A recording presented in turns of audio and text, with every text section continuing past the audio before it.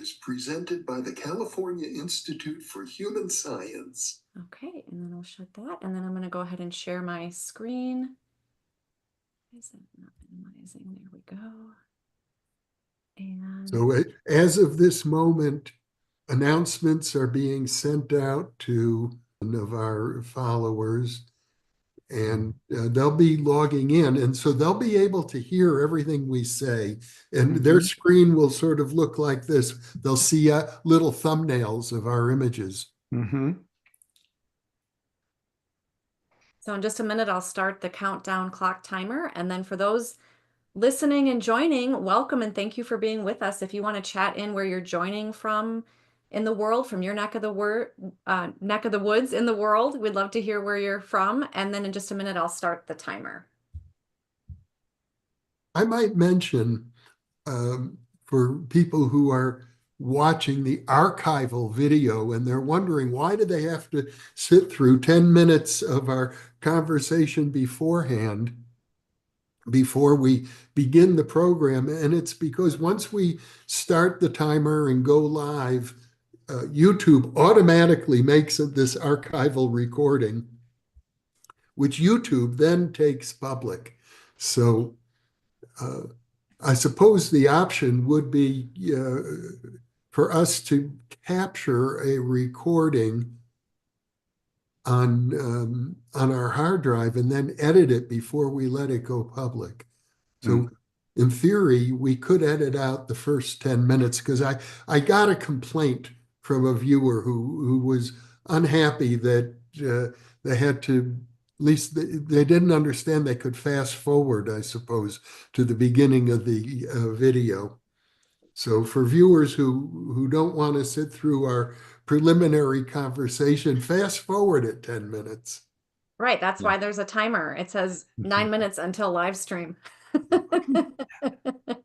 But this is, to give a notification so that our subscribers will be notified that we're going live in a few minutes. And if we were to take it down and re-upload it, the only thing is that we've already shared this particular URL all over the internet. So then we would lose this particular URL. URL. It would have to have a new URL. I kind of like keeping things the way they are because if I were to start downloading and we're on Zoom, it's a Zoom video, which is not the highest quality from the Zoom recorder, to be honest.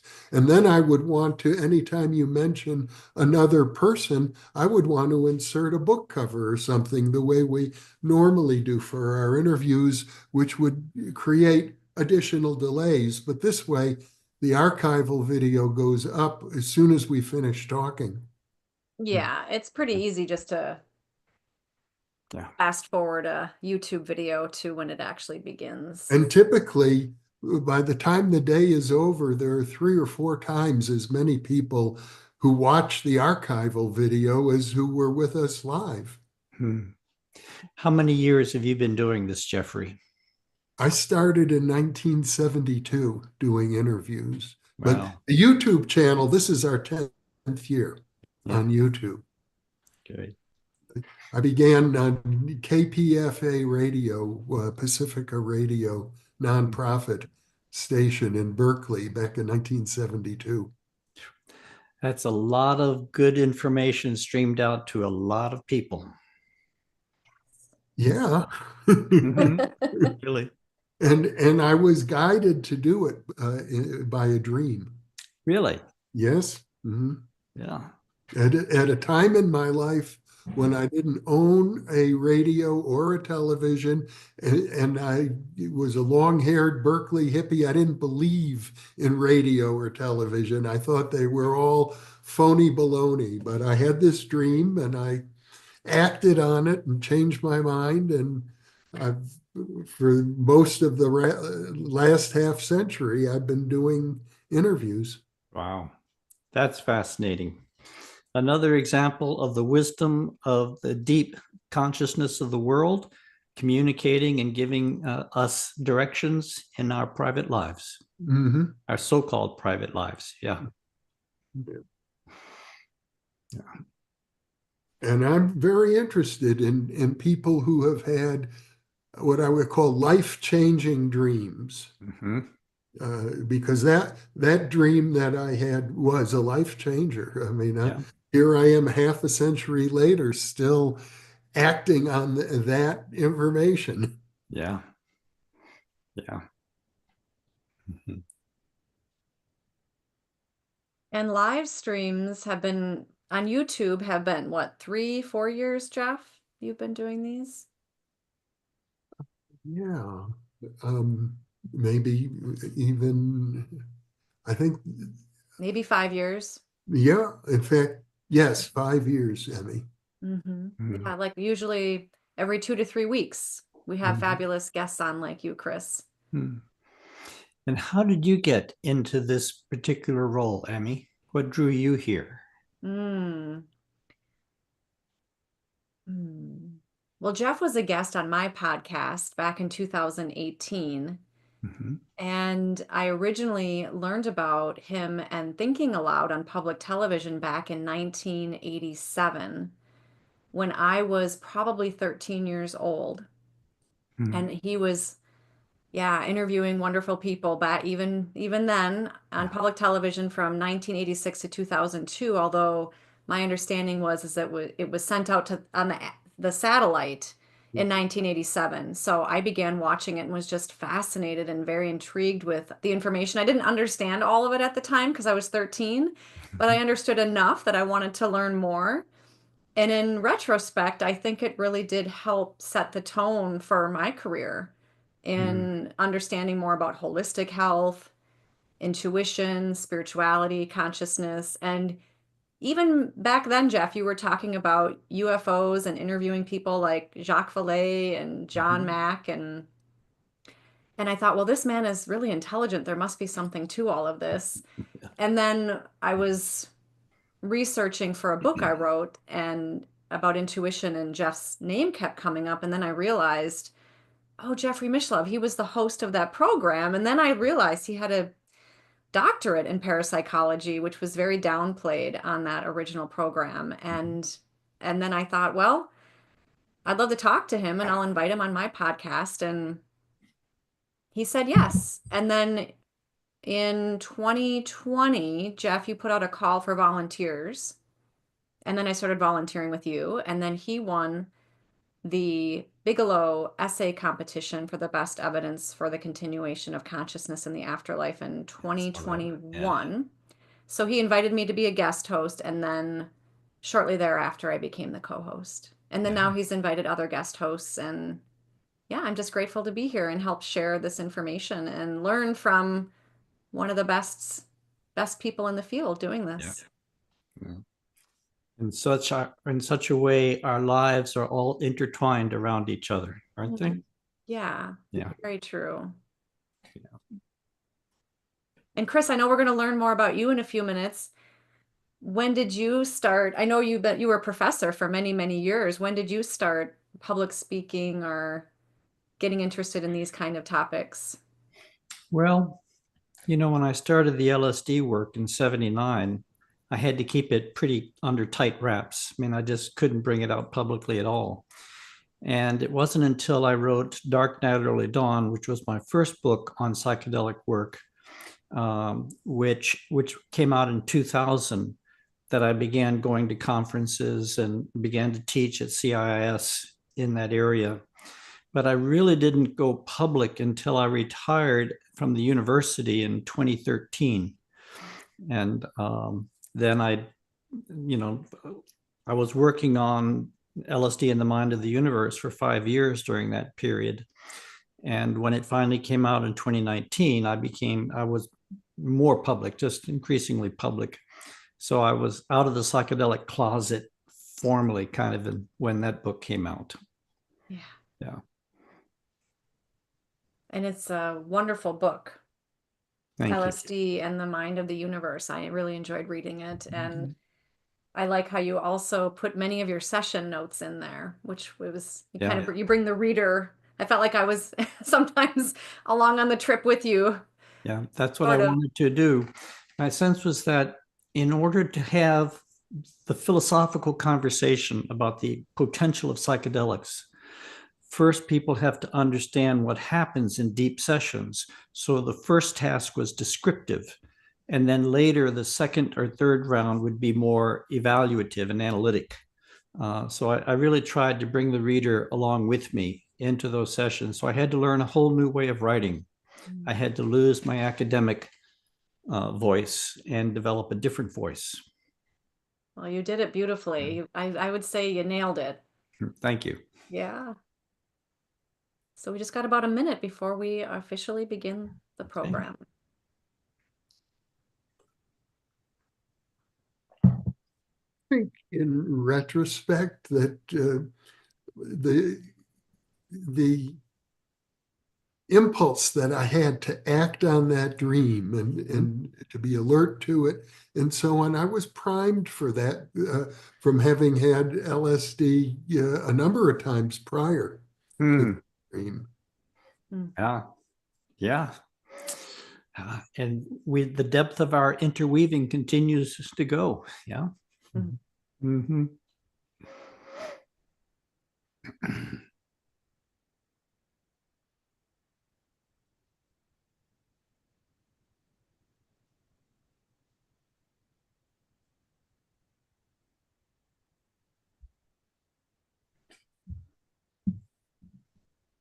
All right. Welcome, everybody. I'm Jeffrey Mishlove. I'm with my co-host, Emmy Vadnais, and our honored guest, Chris Bache. And Emmy, will you introduce Chris?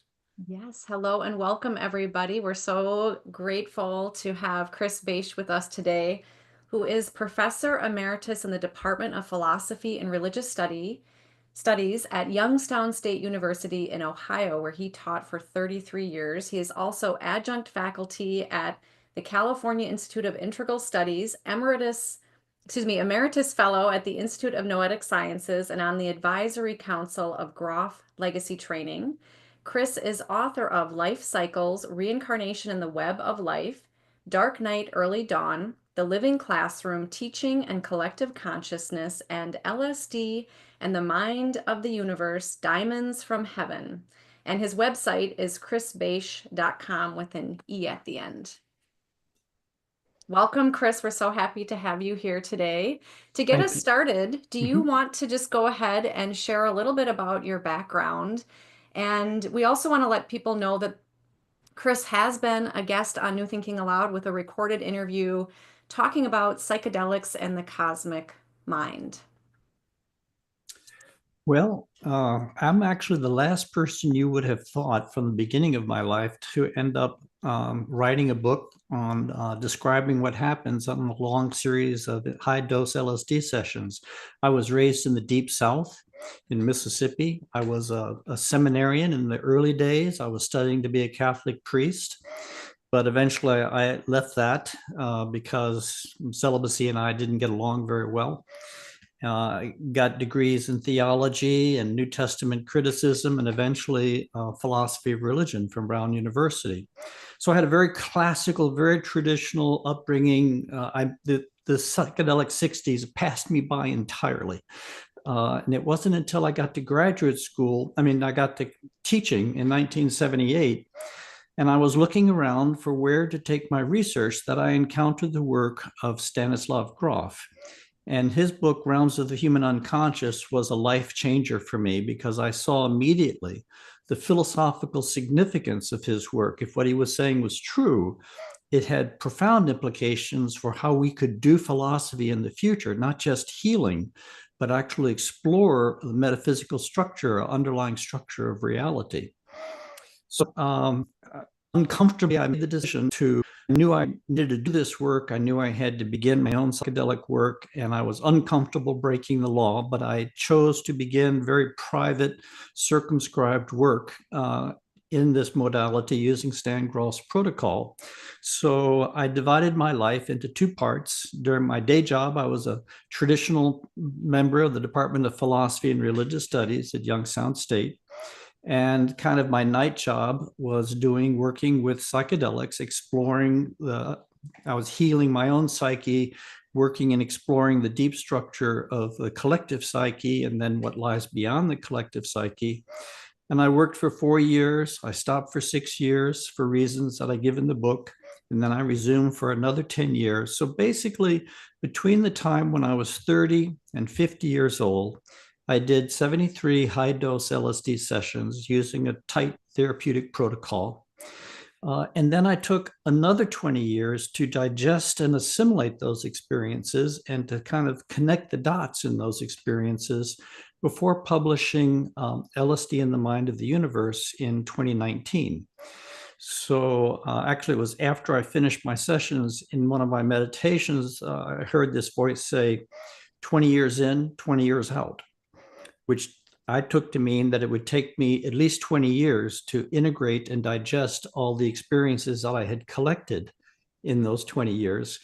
Now I think that might have been an overly optimistic assessment, because I don't think I have nearly integrated all the experiences that I had collected in those first 20 years. Wow. So you feel like you're still integrating the experiences? Very much so. In fact, it has raised substantial kind of intellectual questions. How do you possibly integrate experiences which so radically transcend the conditions of time and space and our consciousness inside time and space? If you have temporary experiences which go radically beyond spatial consciousness, radically beyond temporal consciousness and linear time, what does it mean even to integrate those experiences? I mean, it really comes down, the things I'm thinking about these days is, what does integration even look like? What does it mean when you're dealing with such radical experiences? If you're dealing with lower dose work or gentler psychedelics where the experiences come closer to your world inside time and space, integration is less demanding. But if you really open up to the very deep waters of the deep psyche, integration becomes a more substantive issue. All right. Well, we're getting lots of questions coming in, and I think this question from Robert Bushman might be a good place to start, perhaps, is, what is consciousness? Is there an ultimate reality, or is it infinitely fractal? I guess there's a few questions in here. How can an individual's conscious awareness expand without psychedelics? How can one remember past lives? Which actually is maybe a separate question, but maybe starting out with, what is consciousness? Yeah. Well, I'm happy to let the psychologists and philosophers tear their hair out on that one. I'm willing to sort of go with whatever definition they come up with, as long as it's sufficiently broad to incorporate the total phenomenology of consciousness. I mean, sort of simply, consciousness comes from conscio, to know with. Consciousness is that with which we know. So it is the knowing function. It is the awareness of our cognitive capacity through which we know anything else. And so, again, then we ask the question, well, how big is consciousness? We have a tendency to think that consciousness kind of fits inside our skull, but now increasingly we realize that's not an adequate understanding because of all sorts of empirical parapsychological research. So I think of it more as consciousness is a field that our brain allows us to consolidate and structure inside our physical existence. But consciousness in its own right is a field, and being a field, it's open-ended. And then if you ask, how big is that field? Then we get into the real cosmological adventure, because we find, at least I found, that if you really go deep into your psyche, you drop first into the personal unconscious, into your personal psyche. If you keep pushing deeper, you drop into the collective psyche, the territory Jung described.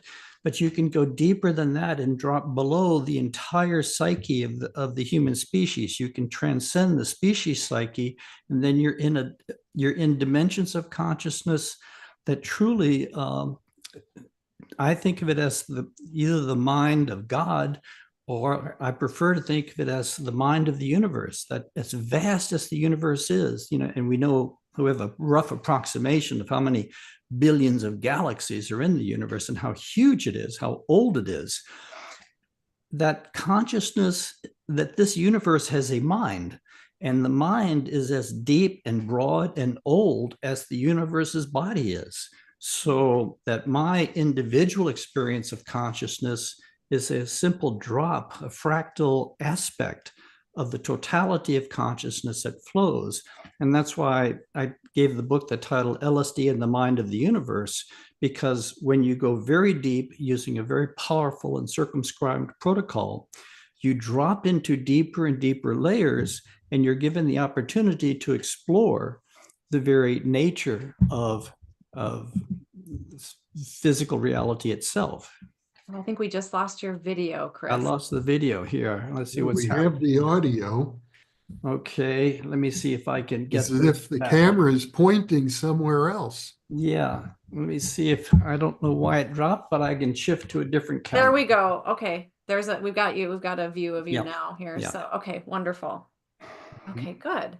You are back. Well, I think it's important to emphasize early on in our discussion, or to repeat what you said in your earlier interview with Emmy, that you are not recommending that other people do what you did, take many high doses of LSD that way. And I know one of our viewers has raised the question about what kind of people or what populations of people should not use psychedelics. First, I absolutely agree. I mean, I really do not recommend that people adopt the protocol that I adopted. Knowing what I know at the end of this journey, if I were starting it from scratch, I would be much gentler on myself. I would work with much lower doses. I would balance the organic psychedelics with the synthetic psychedelics. I just would take a much gentler approach in. But I was young when I did this work. I had a number of assumptions that I was making that turned out not to be accurate. And I would just be much gentler and much more circumscribed in the project. And there are many, many types of people who shouldn't be working with psychedelics. They're for either physiological reasons or psychological reasons, to work with the amplifying quality. I mean, psychedelics are amplifiers of consciousness. They take what is far away and make it available to you, and they take what is low volume and make it higher volume. So it's a tremendous kind of inversion, an explosion of awareness. And if you are prepared for it, if you have the discipline for it, and if you have the training to navigate those transitions, and if you're working with professionals who can help you navigate, okay.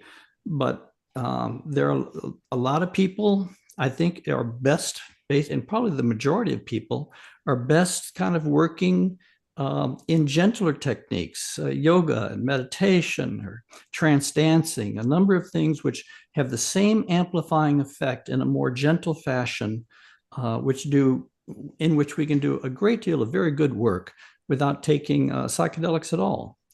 In fact, in the mail that I've gotten from my writing on psychedelics, many of the people who have written me have never taken psychedelics, or they've taken psychedelics once or twice early in their life, but they've been a meditator for 50 or 50 years. And they are engaging the cosmology that emerges in my story and comparing it to the cosmology that has emerged for them in their meditative experience, and finding strong parallels. And so at the deepest level, the issue is not psychedelics. The issue is consciousness, the boundaries and the functions of consciousness itself. So, but some people should kind of stay away from these powerful amplifiers. Yeah.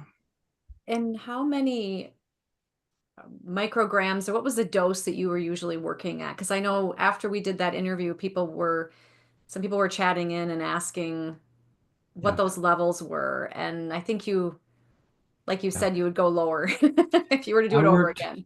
After the first 3 sessions, which are medium dose sessions, I worked at 500 to 600 micrograms, which is right at the body's maximum capacity to absorb it, meaning if you took more, you don't necessarily go deeper, more or less.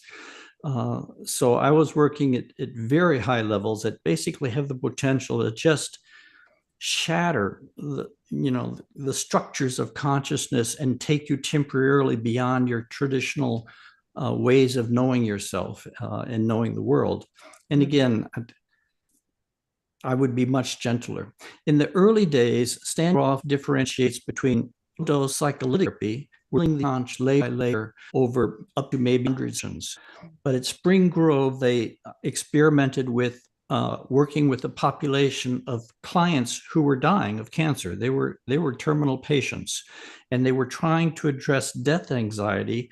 And they worked with high-dose LSD sessions, essentially trying to trigger a near-death experience so these people could have an insight into where they were going and therefore relieve the anxiety of death. And it was quite successful, but the protocol limited high-dose work to 3 sessions. Mm-hmm. And I came along after years later, and I thought, well, if you could work successfully 3 times, you could do it more than 3 times. And so I adopted that protocol. Eventually in time, I learned I had a capacity and an aptitude for working at those levels. I could let go and expand into the deep psyche comfortably enough. And I also did not have problems consolidating. I tended to consolidate comfortably and strongly. And it is an unusually intense protocol. I wouldn't do it again. I'd do it differently. Yeah. In fact, you have shared, I believe in your book, and when we had our previous conversation, that near-death experiencers are the group of people you often relate to with your own experiences with LSD. Is that right? Yeah, I feel the closest in some ways to people who have near-death experiences of any population, because when their body almost dies, they are catapulted into very deep states of consciousness. They get glimpses of the world. They engage the world. And I think there's a strong overlap between what happens in a deep near-death experience and what happens in a deep psychedelic therapeutically structured experience. The difference is that primarily near-death people get only one take on that reality. And if you work with psychedelics like I have, you get multiple immersions, multiple initiations into that reality, so that what becomes a flashing one-time exposure becomes a journey and becomes a communion that is repeated and deepened over time. Yeah. Something that, okay.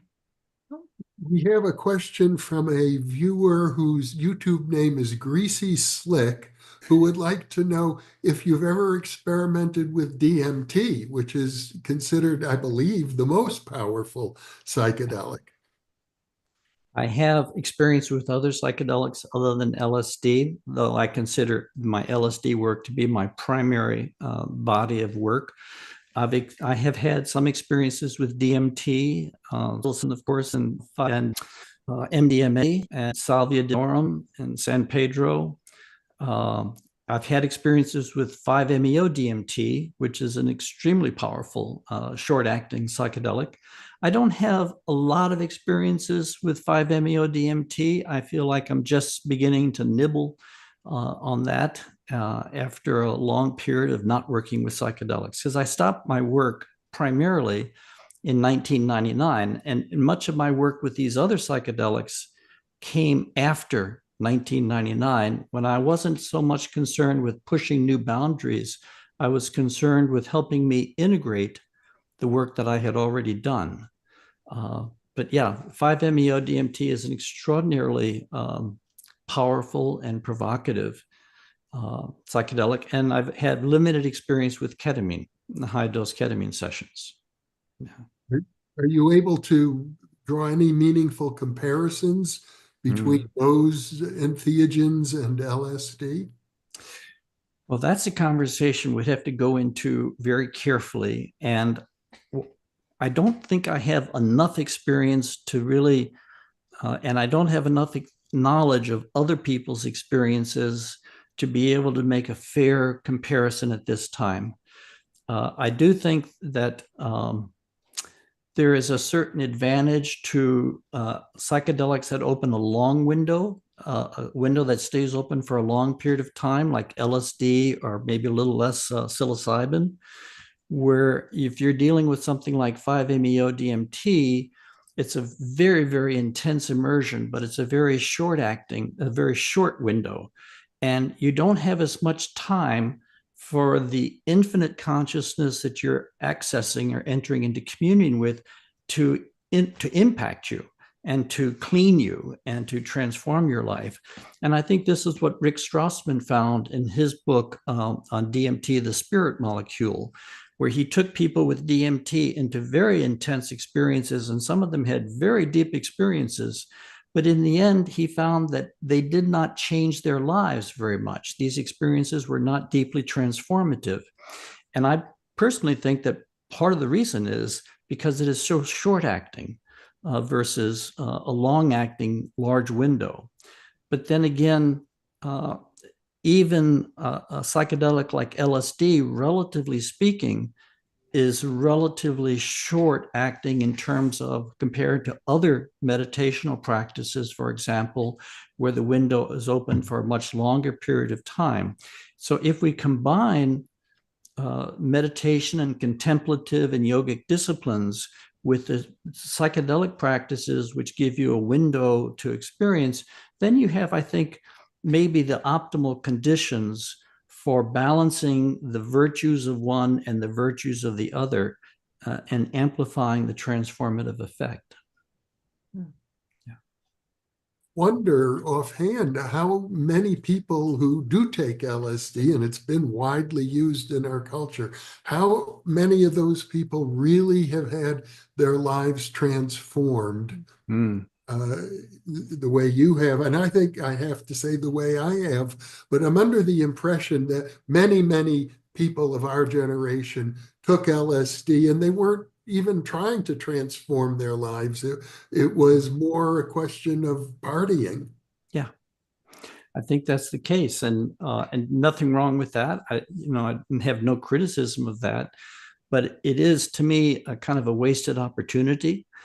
It so much hinges to me the productivity of these really for philosophical exploration or therapeutic applications depends on how you handle these precious hours of expanded awareness. If you kind of stay in touch with the physical world and you're having a time, you're at a concert or you're in nature or you're with some friends, then that lends itself to a certain kind of milieu, a certain level of encounter.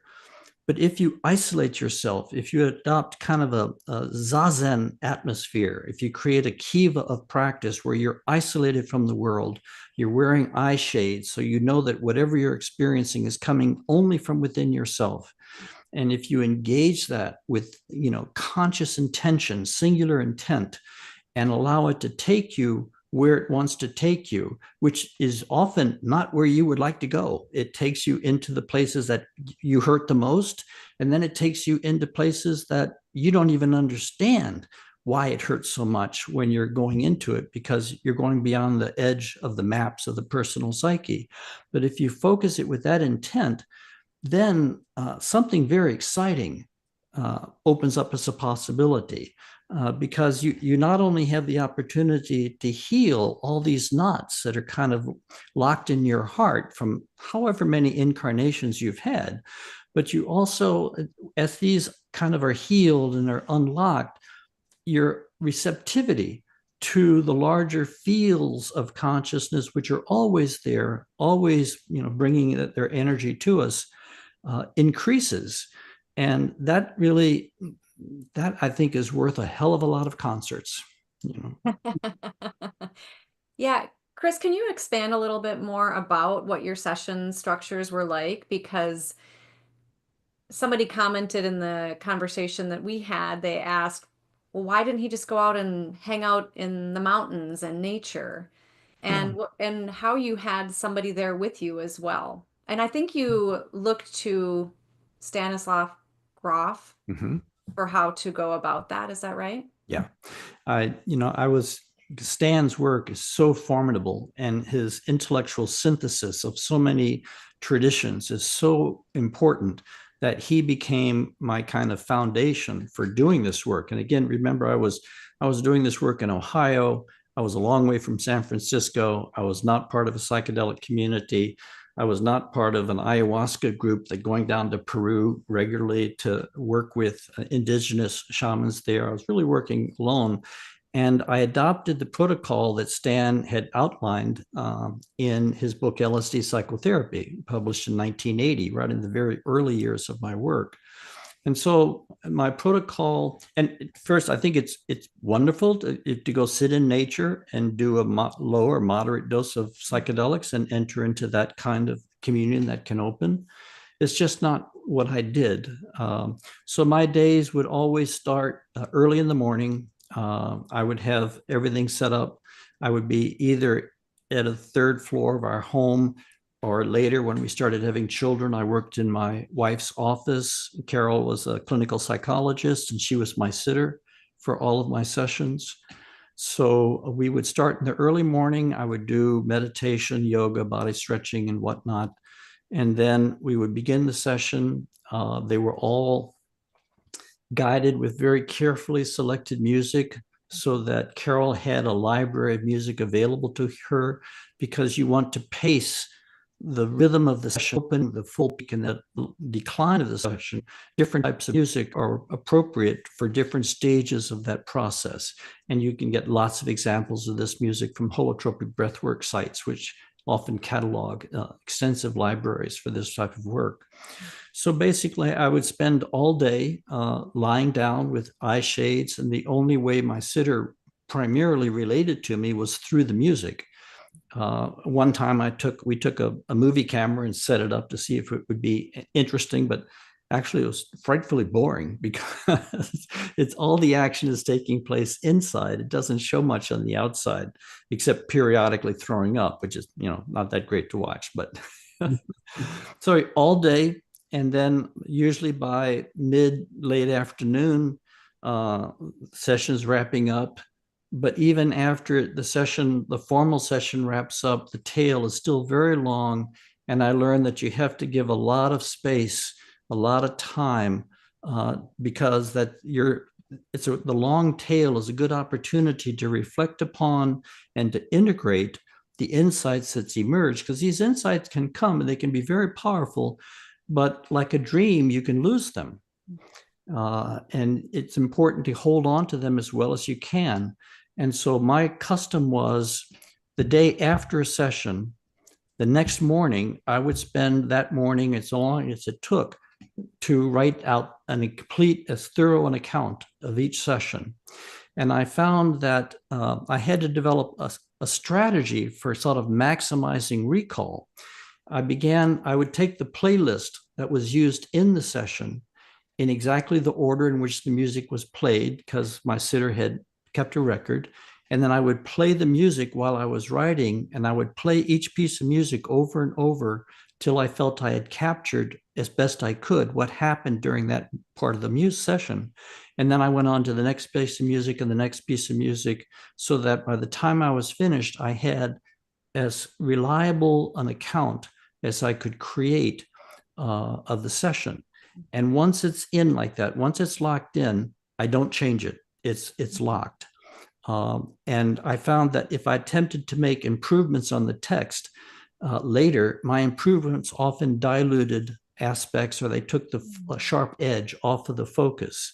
So I basically respect the text, the sessions as my primary text. And that's why in my book, all the sessions are produced in an italic text to separate them from the commentator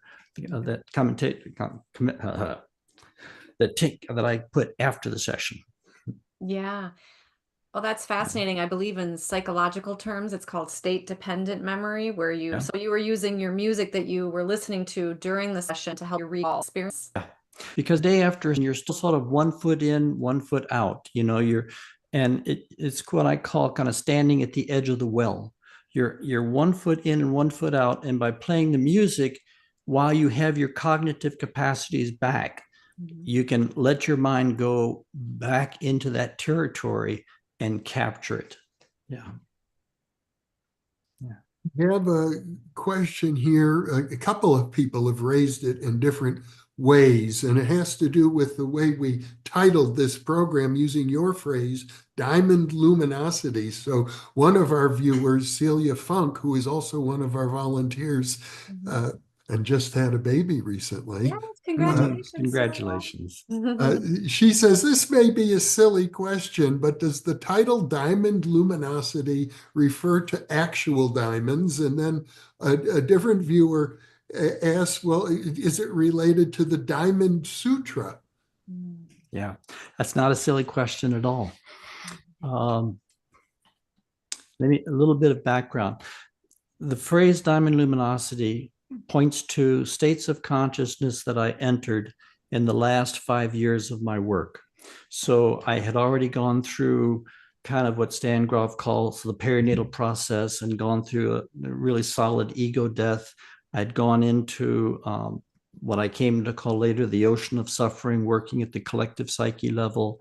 I'd gone into archetypal reality. I'd gone into causal level reality, many adventures in that process. And I was feeling absolutely philosophically satiated and complete by that time, because I was having experiences of profound oneness with existence, and even touching the metacosmic void, and standing under the waterfall of cosmic love. So I was existentially very satisfied. But in the last 5 years and 26 sessions, I was catapulted after one more series of death and rebirth experiences into a state of consciousness that was light, but exceptionally pure, exceptionally clear light, clear beyond imagination.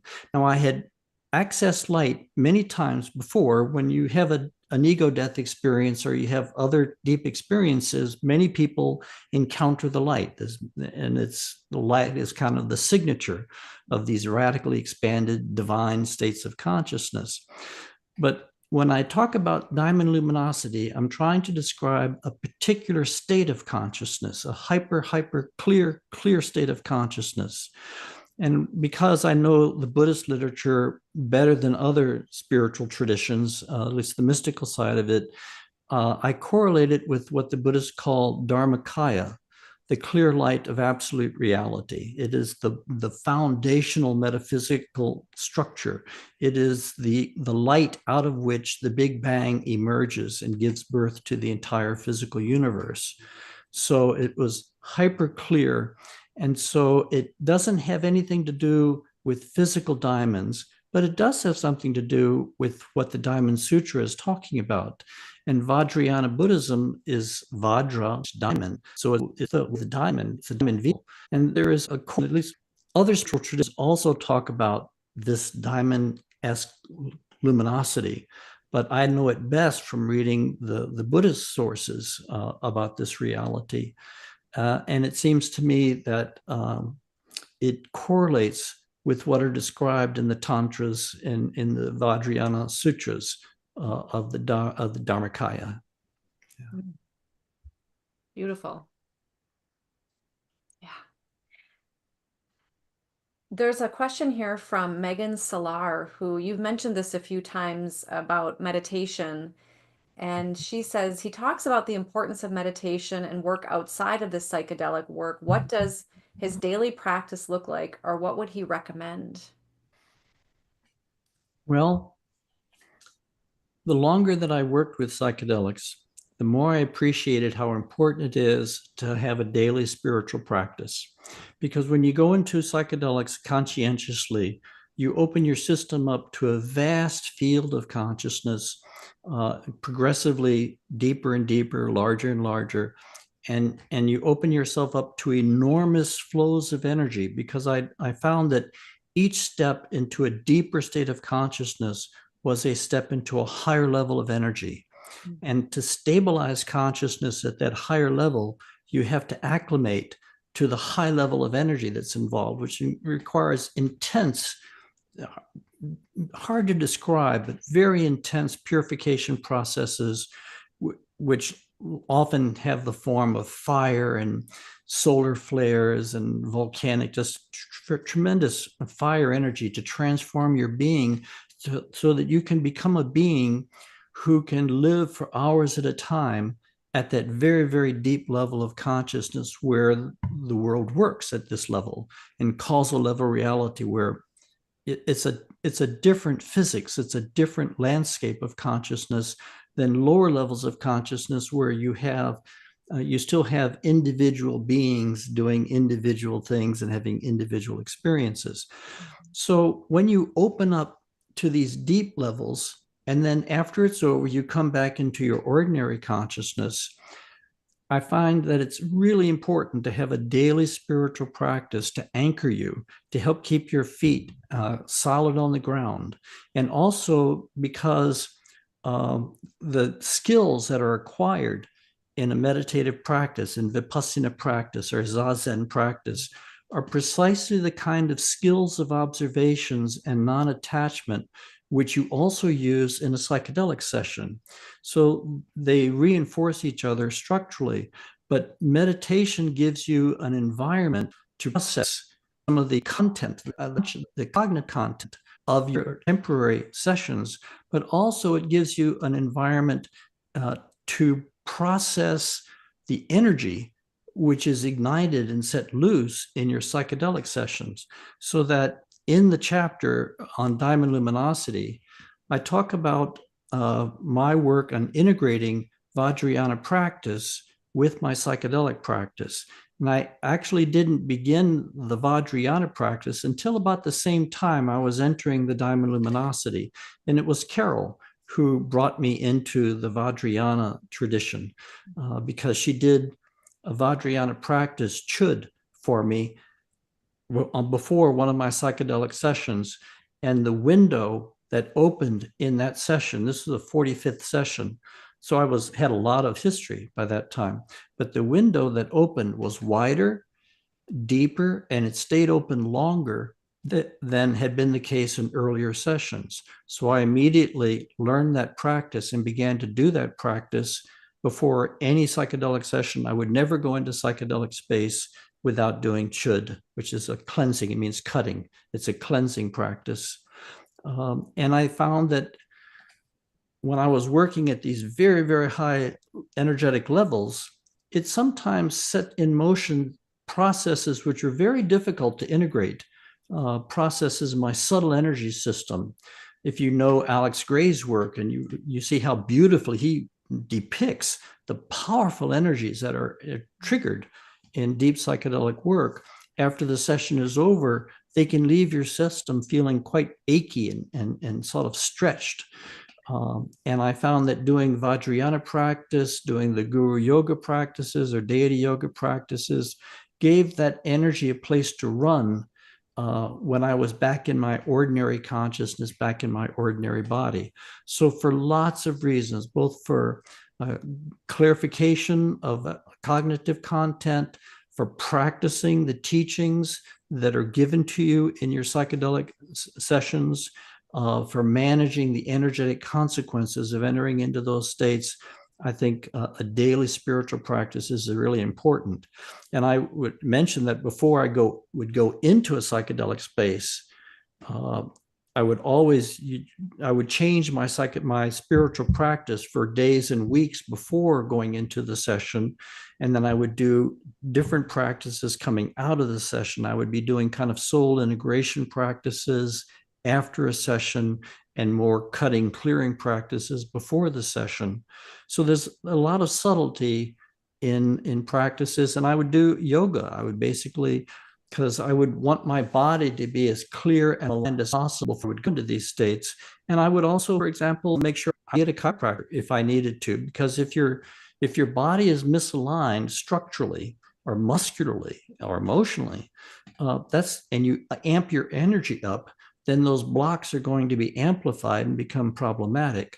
So good personal hygiene, good care of your body, care of yoga, care of your mind, meditation before and after. I think these are all just good hygiene practices. And so my what I do for my daily practice has changed over time. I've been a meditator for a long time, worked in the Vajrayana tradition for a long time. Though I do find that one of the places, because I'm a talker, because I'm an academic, and because I like to explain things, I find teaching has become a spiritual art form for me, because to try to bring these ideas, spiritual ideas, to make them available, to enter into dialogue with students day after day, week after week, that requires or it invites a kind of a existential posture, a spiritual posture. It's a very demanding kind of work if you're really going to engage students at this very deep existential level. So for me, teaching is its own form, a very demanding form of spiritual practice. Yeah. Oh, thank you for teaching and sharing with all of us here. I may have asked you in the interview we did, Chris. I don't see any questions at the moment coming through quite this same way. And I know this could be a long answer, but what is it that you felt you learned from these sessions? Yeah. What is it that Yeah. that is so important that you think our viewers and listeners might benefit from? Yeah. That is a large topic. And the challenge of trying to answer that question is doing justice to how many layers of consciousness I went through over this 20-year journey. Many of our important books on psychedelics are based on a much smaller number of sessions, and that tends to create expectations, which shrinks the metaphysical window. So that Aldous Huxley's book, The Doors of Perception, he wrote after only one session, one mescaline session, and Houston Smith's book, Cleansing the Doors of Perception, where he gathered a lifetime of writing on psychedelics. He had only done LSD 6 times. And after that, he said the bummers increased, and he decided to take Alan Watts's advice. Once you get the message, hang up the phone. But that suggests that there's only kind of one or a small number of messages that might show up, which may be the case in a couple of sessions. The challenging trying to describe what I learned from it is first trying to describe the many stages of initiation that took place, going from personal to collective to subtler and causal levels of reality and non-duality. So a reporter asked me that question one time, and I made a list of the things which were highlighted, and I included it in the last chapter of the book. And I can't remember all the things now, so I'll just try to approximate my memory. I discovered that underlying all existence is a singular intelligence of unbelievable magnitude, of genius, an unbelievable intelligence. And that the physical universe is the manifest body of this genius, of this creative intelligence, so that the world that we're living in is the physical body of the divine. And nothing I'm going to say here is new. It's the cosmology that emerges in psychedelics is essentially the same cosmology that emerges in the great mystical traditions of classical contemplative cultures. So there's nothing new. It's just a different technique, a different trigger protocol for accessing some of these dimensions of consciousness, so that all existence is unified in a fundamental one. Oneness is kind of one of the core teachings that emerges over and over again. You can enter into oneness so deeply that you enter into a condition that the Buddhists call shunyata, emptiness of self, or anatta, nirvana. The self is blown out. And when you are empty of self deeply, you experience the entire world is also empty of selves. And if you experience the world as completely empty of separate individual existences, then within a differentiation of a physical universe, the entire universe lives and breathes as one, as Plotinus said. So and you can enter the opportunity to enter into intimacy with this consciousness, to meet it on these special days, and to be engaged by this consciousness and go deeper and deeper and deeper into this consciousness. And so I'll mention in this context, I didn't have much contact with individual spirit guides or individual deities or individual forms. It's not that I don't think these things exist. It just hasn't been my experience. And I think it's partly because of the protocol I used and because of the qualities of LSD as a psychedelic, that it was grinding me up so fine and spreading my dust so deeply into these layers of reality that transcend individual life beings, so that I had many experiences of being at different levels, but not many experiences of individual beings. So part of it is just the loving, the communion, that this intelligence is just extraordinary. And also this oneness, this being is loving beyond measure. When I have been tapped into the love that this being, that brought this being to create and share its existence in this form, the love is overwhelming. And that really surprised me, because I was expecting, the creative intelligence to be intelligent, but I was surprised by how much love was present. And so when people talk about love as the primary virtue, I understand that. That really does. I we that our participation in creation is taking place over hundreds of thousands of years. That reincarnation is a simple fact of life, and that because reincarnation is a fact of life, we are not time limited in our development. We have to have an understanding. Our spiritual understanding should recognize that it's not what happens in any one particular life which is paramount, and it's not over at the end of any one life, but it's an ongoing progression that takes us back and forth between spirit and matter, over and over again, in an evolutionary exercise that I don't think it doesn't culminate in enlightenment. Even the classic vision is you get better and better and clearer and clearer until eventually you achieve realization, you achieve enlightenment. And once you achieve enlightenment, you can leave. You transcend samsara, the cycles of existence. You can permanently go to some off-planet spiritual paradise. But I don't think that's at least what I've been shown and told, that's not really the project. That's an understandable interpretation from our early experience when we first make contact several thousand years ago with this profound Mother Universe, with the spiritual Mother Universe. It's an understandable conclusion, because this universe is so beautiful and so ecstatic, and it feels so much like home. Naturally, we think that we want to be there, we belong there, we came from there, and it leads to the religions of return, so that it's all about transcending the limits of human condition and returning to where we came from, where we belong, which generates up and out cosmologies.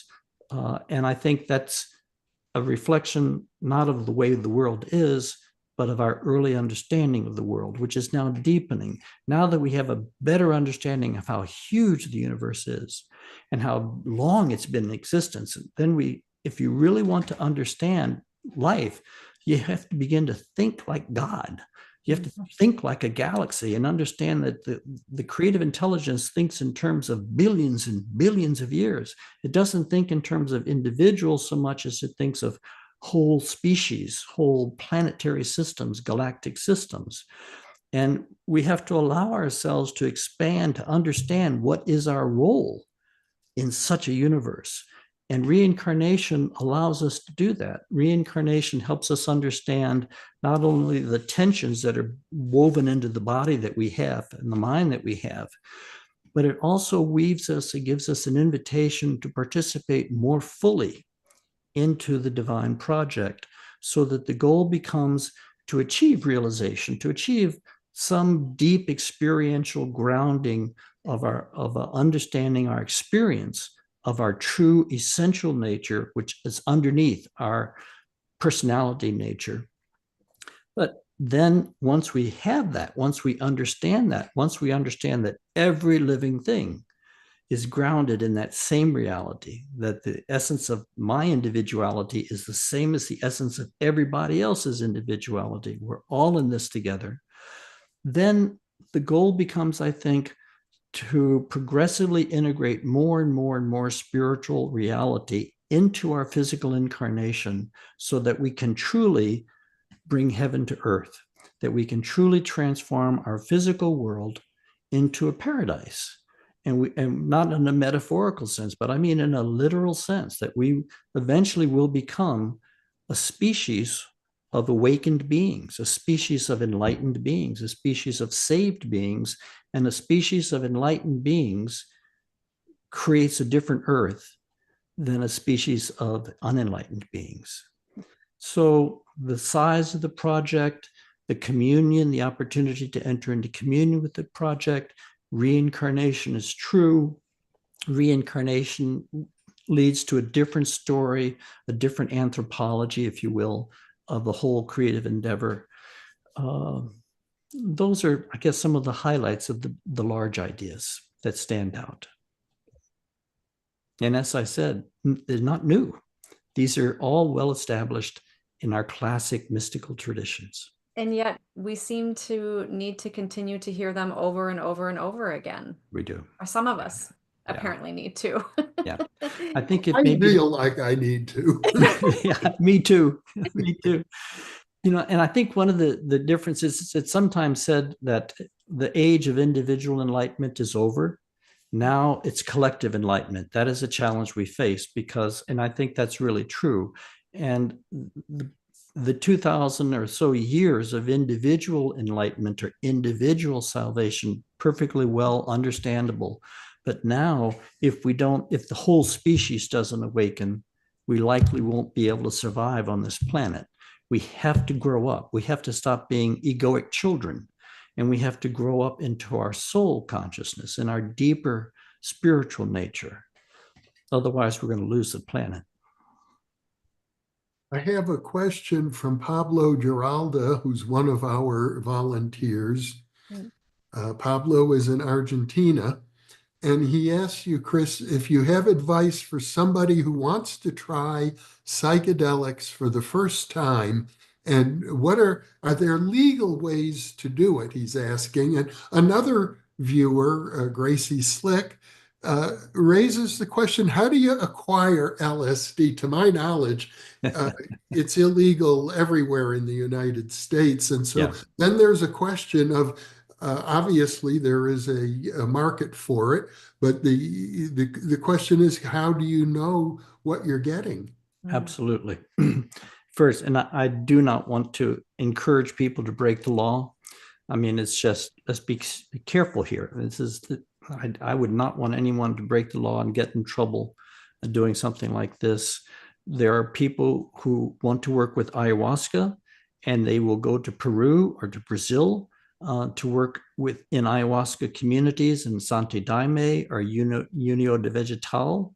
There are ayahuasca communities in the United States now, which have won the right to use ayahuasca in spiritual context. They've won the right from the Supreme Court to do this. They are not plentiful, but they are here. Among the psychedelics, ketamine is the only one that's legal right now. The MDMA, which is an empathogen more than a strict psychedelic, but it's important therapeutic instrument, got turned down just last year, but it'll be here. It'll be coming back. It will be made legal probably within 3 years. Psilocybin won't be far behind. So what's legal now and what's legal in 10 years will be very different, even 5 years. So the number of psychedelics that one might be able to use is increasing in the years to come. how do you know whether what you've gotten is pure? And that's really an important issue, because you do not want, street drugs are filled with all sorts of contaminants that you do not want to put into your system. And you can send these to labs sponsored by the federal government. You can send them anonymously to be tested, and you'll be told what's in them. And so you can check and verify at the state level or the federal level what it is that you've got here, what you're taking, and how strong it is. Yeah. And as far as procuring it, no comment, or that's up to each person to find a path themselves, maybe? Yeah, no comment, because I mean, you can grow mushrooms. You can learn how to grow mushrooms. I mean, you can create your own psilocybin mushrooms. And there is, of course, a clear underground throughout the country, which much of it is very irresponsible in terms of impurities. And some of the people are very conscientious about this, but still you have to proceed with caution and always test what you have. Yeah. Right. Here's a question from First Deacon Gemini. They ask, what is the difference between ego death and disassociation or derealization? Both entail detachment, and depending on the person, it can feel good, bad, or neutral. Yeah. Well, I'm not a psychologist, so take what I say on derealization with a grain of salt here. I understand that to be a psychological experience or condition in which you feel yourself to be dissolving or not grounded in your real or conventional identity. And it's often associated with various forms of psychopathology, because if it becomes endemic, it undermines your capacity to function as a strong individual within the world. Ego death is sort of similar to that, but different. It's sometimes said you have to have a strong ego to go through ego death, to have a good ego death. Ego death is basically let me back up.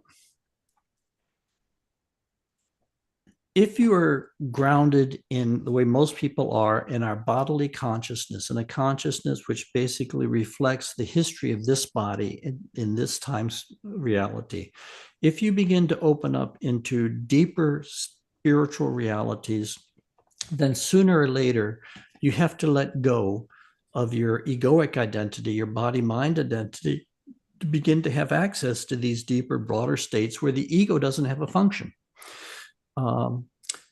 In mystical traditions and classic contemplative traditions, the death of self is well known and recognized. It's usually achieved through a lifestyle of compassion, a lifestyle of service, a lifestyle of generosity, prayer, practicing, spiritual practice, contemplative practice. It's a slow, gradual softening of the heart and an opening up to kind of an infusion of divine flux, which is always there. It's always pressing in upon us. The ego keeps it out.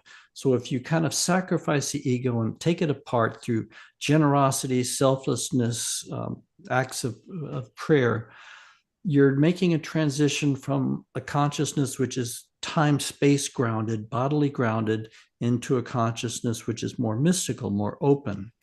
What happens in a psychedelic session is the same process, but it's accelerated and intensified. If I'm thinking now, I'm a professor of religious studies, so I've always held the spiritual traditions in the back of my mind while I'm doing psychedelic work. And to me, I've always approached psychedelic work as a spiritual practice, even though the goal of my work was kind of different. It wasn't awakening so much as it was cosmological exploration, but basically taking the lessons that we've learned about how to become a more spiritually attuned person from the spiritual traditions and taking that into the psychedelic context. And in the psychedelic context, where you are very powerfully activating deeper levels of awareness, which open up the floodgates in a way to this deeper spiritual reality. You reach a point where the ego is put under pressure, and it just ruptures. You can't contain consciousness within the structure of your ego. And when you get a lot of people, a lot of psychologists, a lot of exercise, a lot of ink and sweat over the complexity and strength and durability of the ego.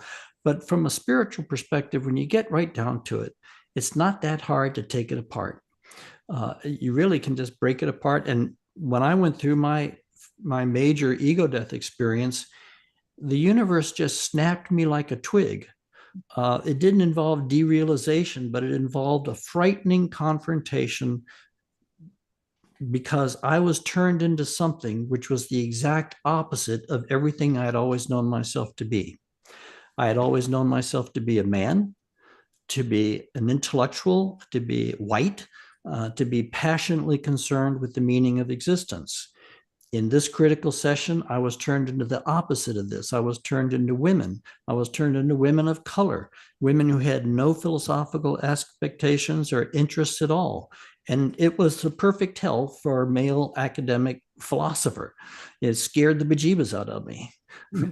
And then when I let go and I allowed myself to become these women, then first, I was immediately relaxed, and I was taken under the arm of the Great Mother and taken into an extraordinary journey into the lives of women, into hundreds and hundreds of women. And then after the session was over, as I was coming back, my male identity reasserted itself, because I like being a man. But I knew that my masculinity and my whiteness and my intellectual would never confine me the way it had confined me before. The problem wasn't of women, of course, or the non-intellectual issues. The problem was the tight fit that my social identity had on my consciousness, and that had to be broken. It was as if the universe was saying to me, listen, where you're going, gender does not exist. Let go. And that's when I let go and I went into states of consciousness that don't differentiate between male and female. And then eventually going into states of consciousness which don't differentiate between human and non-human. All right.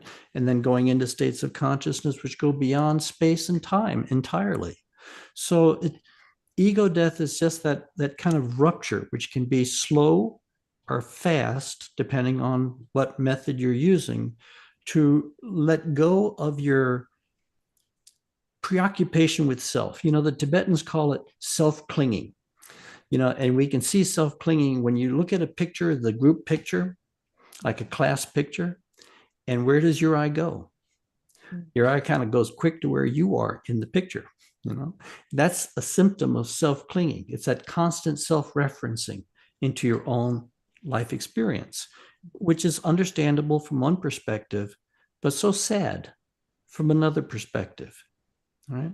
So it's like if you think of the ego like an ice cube, and you put an ice cube next to a candle, it melts very slowly. It drips and melts down. And I think this is like what happens in contemplative practice, where you melt this ego slowly.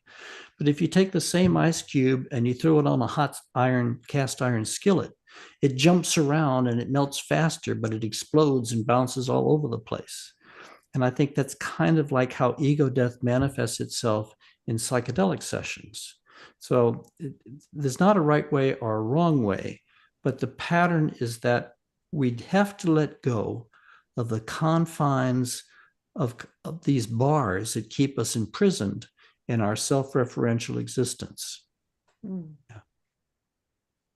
And do you feel that the ego serves any purpose, since we all seem to have it? Or is it just something to be dissolved or eliminated or accepted and then transformed, or however that happens? I think ego gets a bad rap in many spiritual traditions. And I think the ego, and by that I mean our individual identity, our individual body-mind identity, it's a beautiful thing. It's magnificent. And I think it's a cosmologically important thing. I think it's one of the major gifts that we are given by entering into time space. Now, a number of spiritual traditions, again, in the kind of the classic schools, they say, well, the goal is to destroy ego, lose ego, and to return to God. So it's like a drop of water that returns to the ocean. When the drop goes back to the ocean, it doesn't exist anymore. And that's the Vedantic picture is you basically eliminate ego so that you can live the life divine, but you just live the life divine no longer as an individual. You just surrender completely and become the divine. And I don't think that's an adequate cosmology. I think that the creative intelligence has created a system which, first of all, we have a life as an individual, and we explore and deepen and expand this individual experience lifetime after lifetime after lifetime. And the goal is not to completely abandon our individuality, but the goal is to engage what is left out of the individual ego's experience, to engage the tremendous power of consciousness, the love that runs through existence, the intelligence that runs through existence, so that you are both an individual, but you are all now transparent to the divine condition. I don't think individuality is destroyed when you go deeper and deeper. I think it's actually transformed. And I think individuality is truly one of the great gifts of the mother. It's one of the great gifts of time-space existence.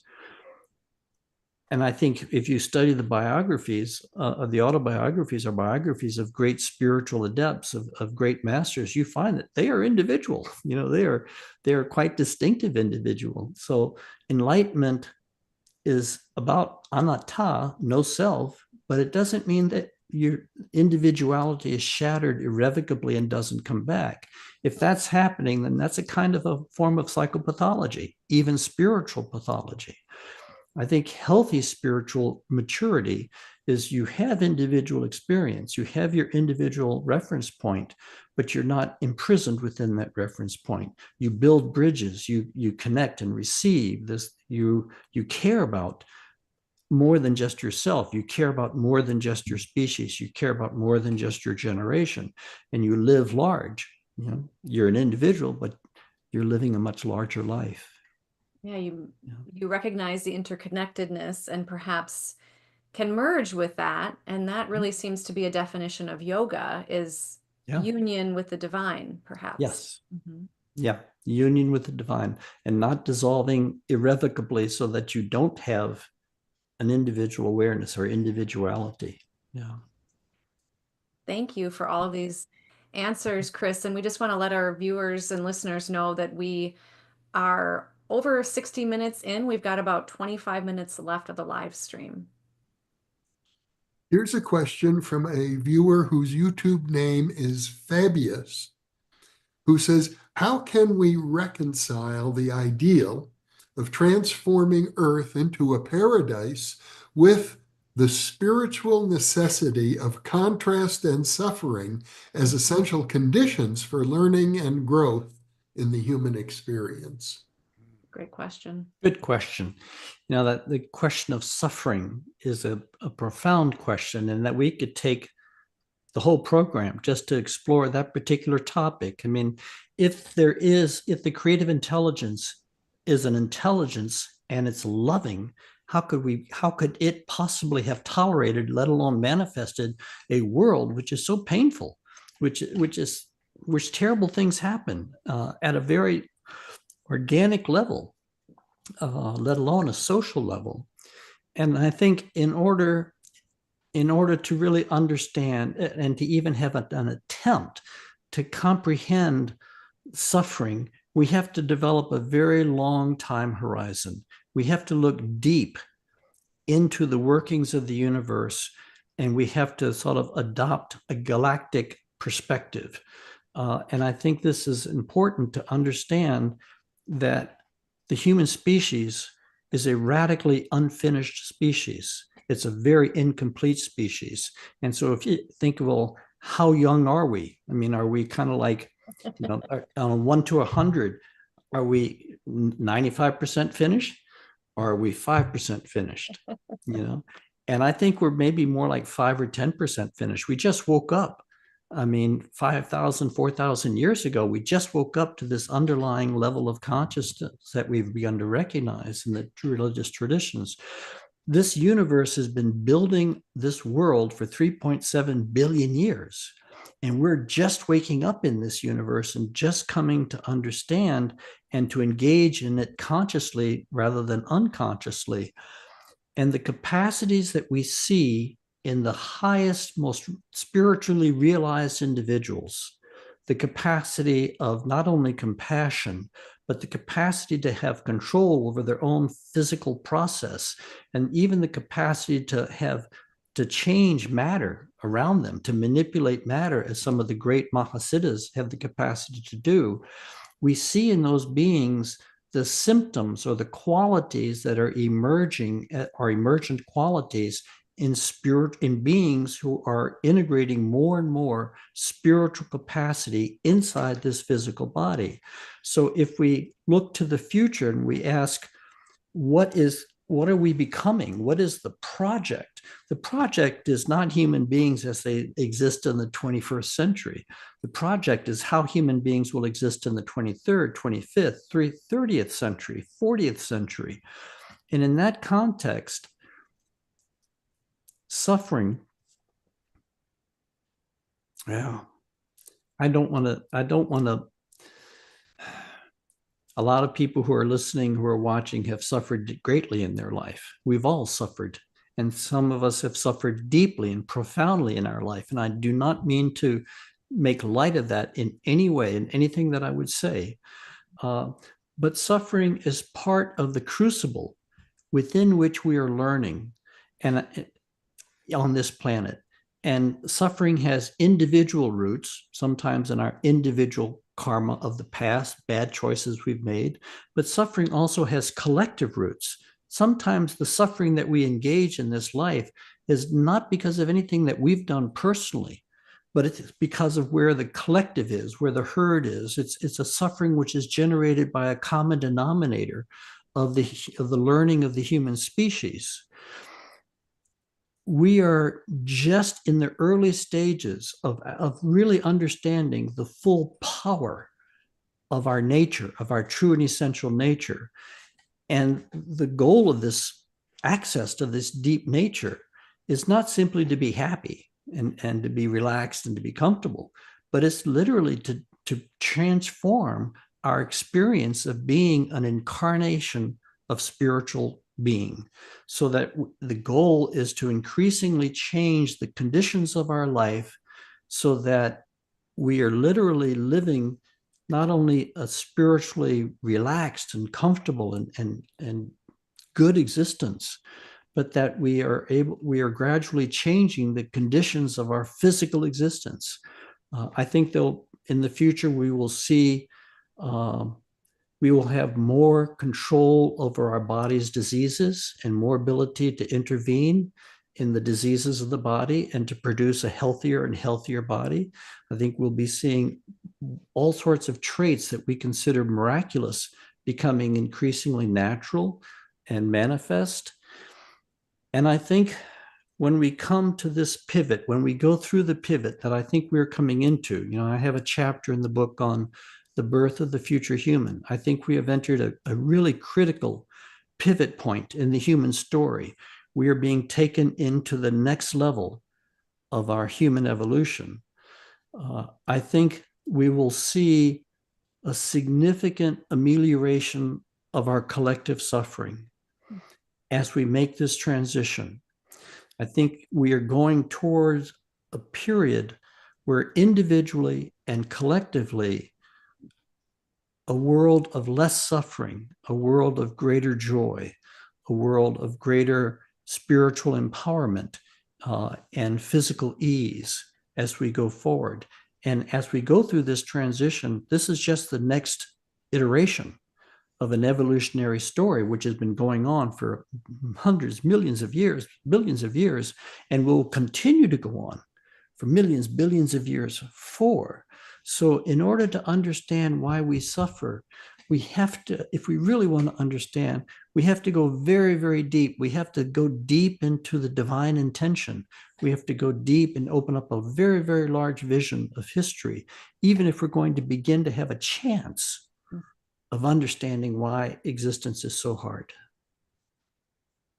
Well, if I could follow up with a related question. The previous question was sort of the paradox of the necessity of suffering and as compared to the goal of establishing more of a paradise on earth. Another paradox to me seems to be the idea that you've expressed that consciousness is fundamental, it's primary, it's the foundation of all existence. Yeah.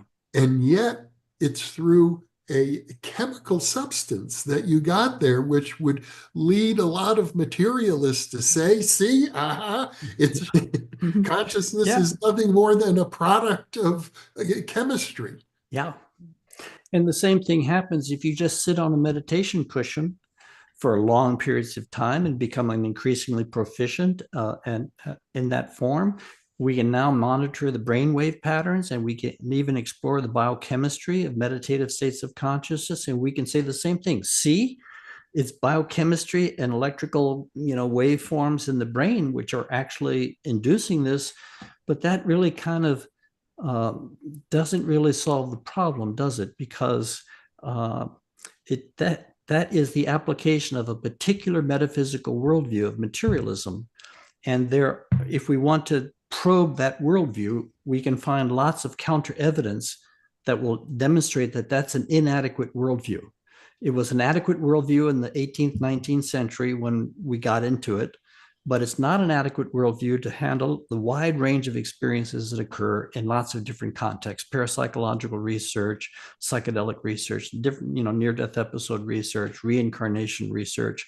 All of that undermine, if you're really paying attention, the plausibility of the metaphysics of materialism. So, but it is an ironic thing that we have this chemical substance which interacts with our body in a way that seems to open us to, it opens the floodgates of our, I tend to think of the mind as kind of more like a transceiver. It is a gate controller. And so it changes the gate structure.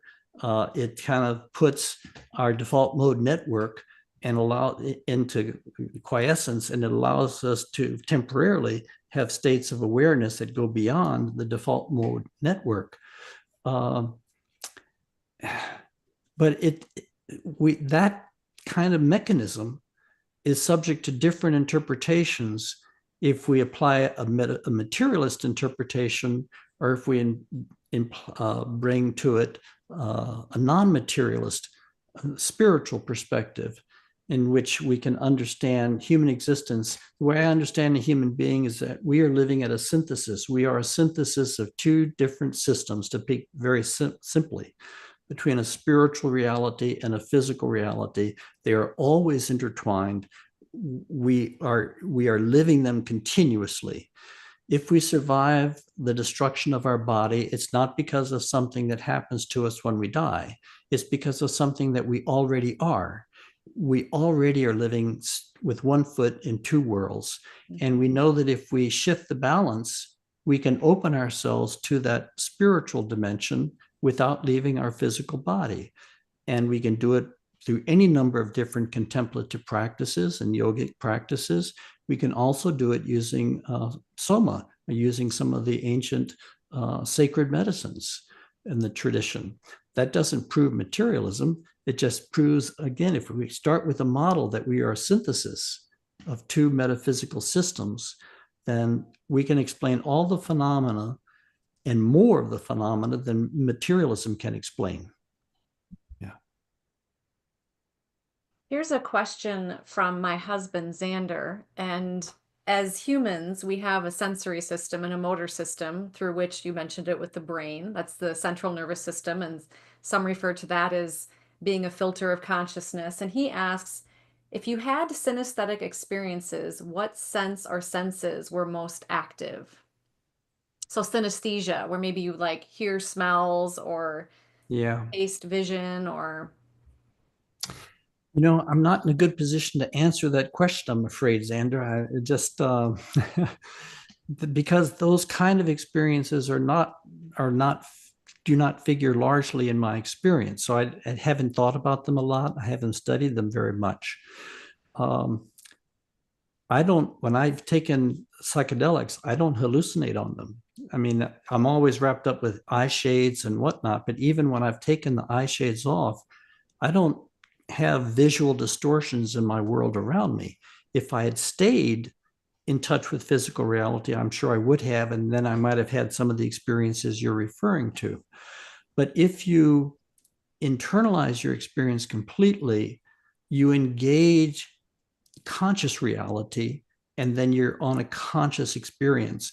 And I see many things and I experience many things, but I don't experience them as kind of a permutation or distortion of my physical sensation. Mhm. It's kind of like I just let go of physical sensation and I just plunge into the tunnel of consciousness and go there. Now, I'm sure there's a good answer to your question, and I'm sure people, maybe even people on this podcast right now, who would be able to give you a good answer to that question. I'm just afraid I'm not one of them. well, I think he's had those experiences, Yeah. and that's why he was curious if that's Yeah. something you had also experienced. Yeah. Yeah, the permeability between our senses shows up in several different contexts. I know it shows up in shamanic drumming, for example, the different fluidity there. Uh, we are such a complex being, this blending of spirit and matter. It shows up at very broad levels and it shows up at very micro levels in our sensation. Yeah. Yeah. Here's a question from a viewer named Corey Burdick who asks, what are some of the most powerful or inspiring examples of the emergence of the new human? Mm.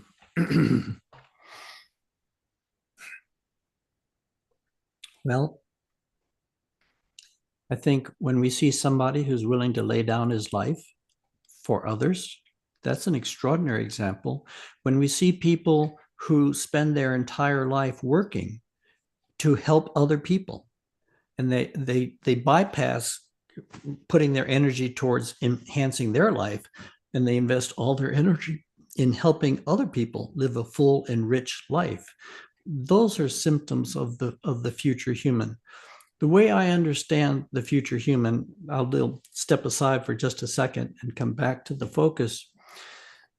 We've been incarnating for thousands and thousands, hundreds of thousands of years. We've been incarnating, and the pattern in our religious structures has sort of seen a linear development in our reincarnation. We go backwards, we go forward, but basically making a linear development so that we become eventually more compassionate, more intelligent, more creative, so on and so forth. But I think, at least as it's been shown to me and as I've been taken into it, I think we are coming to a time of history in general and people individually where, well, let me just say how it happened to me. I reached a point in one of my sessions when all of my former lives started coming into me. And I had done years of past life therapy work, so I was familiar with some of my former lives, but they began to come into me. I could feel them entering me. And it was like wrapping a filament of white light around a kite spool. And after a certain period, they seemed to fuse. And when they fused, there was a tremendous explosion of energy. And I was catapulted into a state of consciousness in which I was an individual. But I was an individual beyond any frame of reference that I had known before. And this is what I came to call the birth of the diamond soul, or the birth of the soul. And then I was given a series of teachings that was explaining what happened, what was happening. And I think I was being shown that this is what happens to a species that reincarnates as we reincarnate. We come to a point where there's a long period of individual development, of linear development, but there comes a point where it's just natural that all of our former lives achieve a synthesis of the soul. Now, this synthesis exists in spiritual reality. When we die, we return to soul consciousness. We return to the consciousness that holds all of our former lives. And then we incarnate, we get narrow. We die, we get large. We incarnate, we get narrow. And if we keep this up for a few thousands of years, sooner or later, doesn't it make sense that the soul, the whole soul, the 100,000-year-old being incarnates in a physical incarnation, so that the consciousness that lives in that body is not a consciousness that ever is tempted to think of him or herself as a 100-year-old being, but it's natural consciousness is aware that it is an ancient being, and it has ancient relationships with all these beings. It has been male, female, rich, poor, black, white, every possible permutation. All of those live within us, but when they achieve a synthesis, when they become one, then there is this explosion of identity. And I think that this is what is happening to the planet right now. We are undergoing a spiritual process where we are transitioning from egoic identity to soul identity. We are growing up out of our childish egoic past into a mature self where we are learning to, we are basically becoming incarnate diamond souls. And I think we can see this in some of the great spiritual masters of history, that they are different from ordinary people. But the difference is that they are bigger, older, deeper. They are distillations of the soul. So what are the symptoms of, I think, the soul emerging in history? It doesn't happen like all at once or something dramatic. It happens gradually and slowly in all sorts of different ways. And so the symptoms are when you see people who take the long view, who really see the 7 generations, consider the 7 generations of impact of one's actions. When you have the wide view, when they are naturally, their compassion extends to whole classes of people, when we see the Gandhis of the world or the Martin Luther Kings of the world, people who live their lives in service of other people, trying to lift other people, help other people along. You see it in the music teacher who's teaching 5th graders year after year after year, sharing his or her musical knowledge to give that musical knowledge to others so that they can enrich their life and go forward. So I think we see the symptoms of an older soul or the new human when we see symptoms of great compassion, great vision, great service, selflessness. And we can recognize those around us without necessarily understanding what we were seeing. What we're seeing is the soul emerging in that life form, in that life being. And I think that we are coming to a time in history where we have to grow up into the soul's consciousness. And just there's a synergistic relationship as the world is trying to become one to solve the problems that it has generated. The soul is trying to become one. And because we have the history of the world inside our soul, as the world basically deals with all the ways it's divided life into bits and pieces and preferring some people and discouraging other people, we have all these tensions inside of us. And so that there's a synergistic relationship between us trying to become one and whole within ourselves and the world trying to become one and whole. And I think we are being guided into the transformation, which will not be easy. I think it's going to be very painful where we're going, but we are coming into labor. We've been gestating the future human for hundreds of thousands of years. Gestation is long, labor is short. And I think we're coming into labor. We have to deliver the soul into history. We have to grow up. And I think we will. I mean, I think we will make this transition.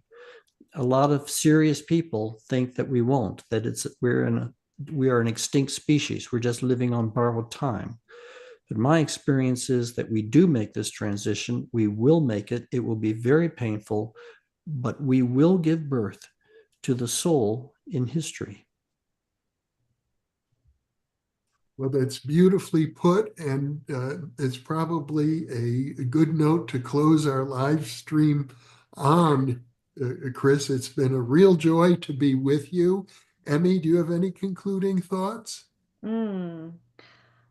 I just want to say thank you for the hope and inspiration. And it sounds like you possibly were given precognitive information in your LSD sessions, and that you have some type of wisdom or knowledge, not only for yourself, but also for the collective. And because you're right, there are a lot of people who feel like we might be devolving and things are going really south. I'm not thrilled to hear about the pain coming up, but hopefully we can take some of these spiritual practices and maybe ameliorate some of that. I think we can. I think we can either go through this kicking and screaming and hurting a lot, or we can go through it being more proactive, with more foresight, and in a cooperative relationship with what's coming. And what I've been describing is nothing unique to me. These ideas about the transition comes up in indigenous peoples' tradition. It comes up in the lives of mystics and meditators. So, it comes up in those who work in deep Jungian, type of psychotherapy. There's nothing unique to my perception. There's nothing really unique to psychedelics about it. It's just that I think there are precognitive aspects to this type of work, which is when you let go of your personal identity, you open to the life of your species. And just as you can have insights into your personal trajectory, you can also have true insights into this trajectory of your species. It's just a very natural thing. And many people have had these insights. Many people see what we're coming into. And I think we will make it. I think my concern is how many of our children will die before we make it. Mm. Well, and it's nice to hear more people such as yourself bring these insights. So the more spiritually evolved people we have, it sounds like the better, which is perhaps one of the main reasons we continue to do these programs on New Thinking Aloud. Yeah. I think there are many bodhisattvas in the world, including the people behind this program, working on behalf of the good of the whole. That's the essence of the bodhisattva. And there are many with us now today. Well, once again, Chris, thank you so much for being with Emmy and I and with the New Thinking Aloud audience today. And Emmy, thank you once again for the wonderful job you do as co-host on New Thinking Aloud. I'd like to remind our viewers that you can subscribe for free to our weekly newsletter. You can download for free the first 8 issues of the New Thinking Aloud magazine. And we hope that you continue to enjoy the videos that we post daily on the New Thinking Aloud channel. Thank you so much for being with us, Chris. No, thank both of you for this wonderful conversation. I enjoyed it very much. Thank you for your work. Our pleasure. And for those of you watching or listening, thank you for being with us, because you are the reason that we are here.